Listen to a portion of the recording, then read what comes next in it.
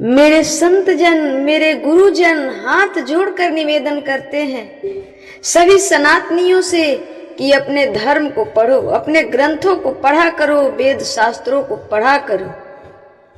परंतु लोग तो हल्के में लेते हैं कि भाई पंडितों ने कह दिया। अरे पंडितों ने नहीं लिखा है, स्वयं भगवान लिखे हैं। कम से कम भागवत तो छोड़ दो, शिव पुराण, गरुड़ पुराण, ये सब तो छोड़ दो। आ गया रामचरितमानस गलत नहीं किया कीजिए। तो आऊंगा तो फिर उसके बाद रामचरितमानस सिखाता है हमें जीवन में कैसे छल करेगा जीना तो छल है, होगा। किसके साथ कैसे इसी के व्यवहार साथ करना है। मांगे पूरी होने का संभावना ये रामचरितमानस और समाज हमें में और देश सिखाती में है। बदलाव आने का भी संभावना देख रहा है यहीं इसलिए से। तो मैं भी विनती करती हूँ रख दिया जाता है कि जो सत्ता में बैठे सत्ताधारी भरोसा कीजिए और आम मानस फालतू बोलेगा रे सभी क्या रख रहे हैं? अभिभावकों से साला कब कि आप रामचरितमानस का लिख दे। पाठ 2 दोहा 4 चौपाई ही पढ़ा कीजिए, पर पढ़ा कीजिए और अपने संतानों यार को इनको दे दिया पढ़ाया गया। कीजिए। क्योंकि शिक्षा तो स्कूल में मिल जाती है, कॉलेज में मिल जाती है, यूनिवर्सिटी में मिल जाती है, कोचिंगों में मिल जाती है, पर संस्कार नहीं मिलती है। और वही संस्कार विहीन जब पद पे जाते हैं, वही संस्कार विहीन व्यक्ति जब पद पे जाते हैं तो पद के गरिमा को भी लज्जित कर देते हैं। पद के गरिमा को भूलकर कलंकित कर देते हैं। वो अपने पद को समझ नहीं पाते हैं, दुरुपयोग कर देते हैं। भगवान श्री राम ऐसे आदर्श नहीं कहलाए और ऐसे आदर्श नहीं है। भगवान राम के पास जब विभीषण जी ने गया तो सब किसी ने मना किया। सुग्रीव जी भी मना किए, लक्ष्मण जी भी मना किए, क्योंकि विभीषण कौन था? रावण के भाई, शत्रु का भाई था, शत्रु का भाई था। सुग्रीव जी ने तो कहा कि भेद हमार लेने सठियावा, राखी बांधी मुही असभावा।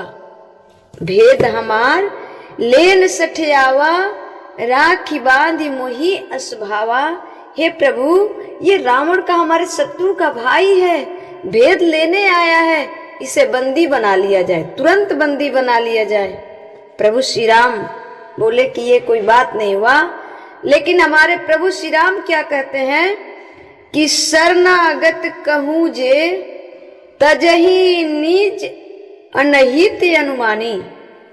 शरणागत कहूं जे तजही नीज अनहित अनुमानी, ते नर पावर पाप में तीनही बिलोकत हानि।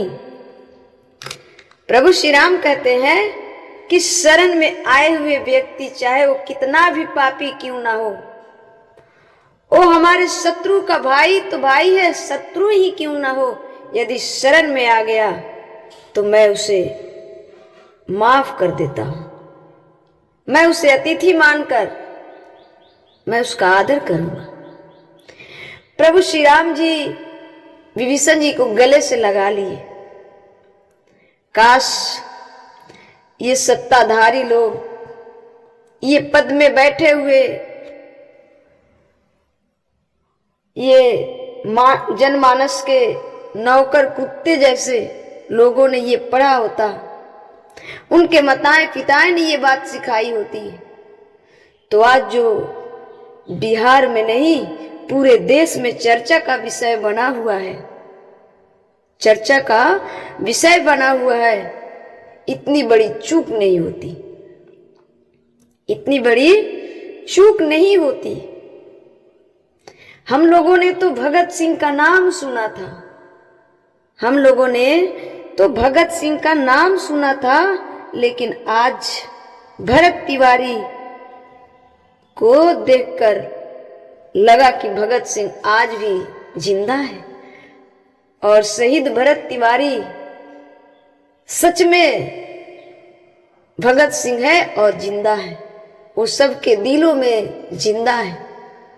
ये शरीर तो एक ना एक दिन मरेगी ही मरेगी, परंतु कर्म उनका जिंदा है। ये जनमानस जनता के नौकरों ने अपनी औकात भूलकर उन्हें एनकाउंटर कर देती है। जबकि भगवान श्री राम के शरण में गए विभीषण जी, तो भगवान श्री राम जी ने उसे गले से लगाया और इन देश के नौकर कूतों ने अपनी औकात भूल गई कि हम तो देश के सेवक है ना, नौकर है ना। नौकरी का अर्थ क्या होता है? नौकरी का अर्थ क्या होता है? नौकर ही तो है ना। तो इन नौकरों के पास जब उन्होंने अपनी एक गलती मैं मानती हूं कि वो अवैध हथियार पिस्तौल उठाए थे, पर किस लिए? क्या किसी आम जनता की मर्डर करने के लिए या पुलिस की मर्डर करने के लिए? किसके लिए उठाए थे? भरत तिवारी ने एक पिस्तौल इसलिए उठाए ताकि मेरी आवाज को सुनी जाए। ये भ्रष्ट सिस्टम मेरी आवाज को दबा रही है, मेरी आवाज को सुन नहीं रही है, ये सुनी जाए।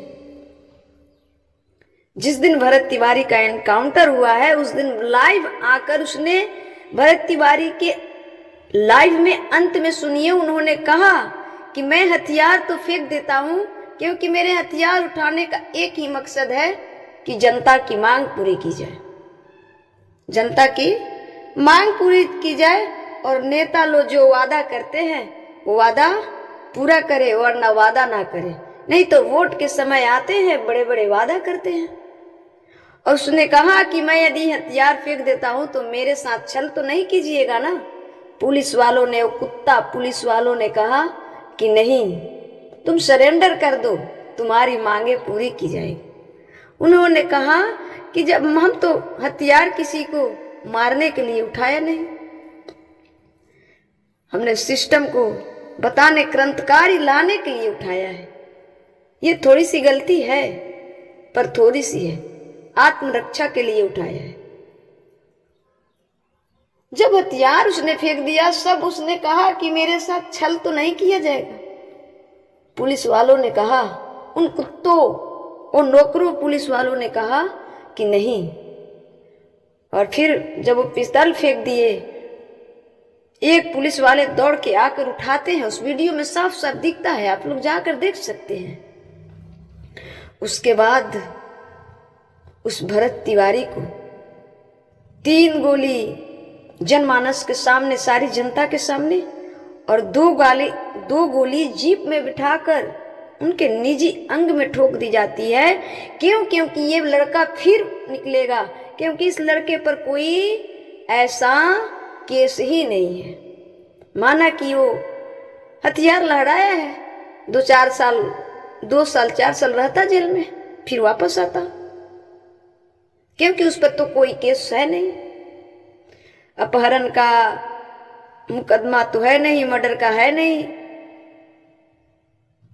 कुछ भी गलत नहीं है। इसलिए इन पुलिस वालों को ये बात पची नहीं, इन्हें इतनी जल्दी खत्म कर दी गई। और सुनने में तो आता है कि जब उसने पानी मांगा तो ये लोग जहर को घोल कर दिया है। अरे कुत्तों पुलिस वालों, ये कानून भी अंधी नहीं है। और सबसे बड़ी जजमेंट देने वाले परमात्मा ऊपर बैठा है। ब्रह्मदोषी तो है तुम लोग, लेकिन एक दिन देखना तुम्हारे संतान के साथ, तुम्हारे साथ ऐसा ही व्यवहार होगा और कुत्ते के मौत मरोगे। ये है